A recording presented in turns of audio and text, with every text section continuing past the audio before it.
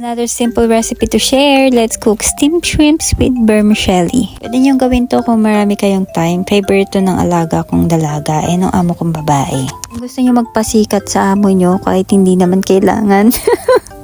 Ayan, ganyan. Ganito lang yung ginawa ko. Napanood ko lang to sa YouTube. Kapag naubusan ako ng recipe, sa YouTube ako naghahanap.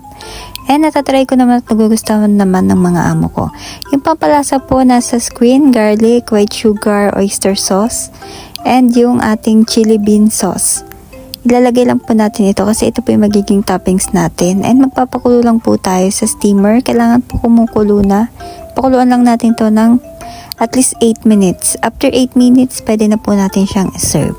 Then, ako po siya nilagyan ng light soy sauce and sprinkle some spring onion. Then, natin siya lagyan ng hot oil and pwede na natin siyang serve. That's all for today. Thank you for watching. Follow for more. Bye!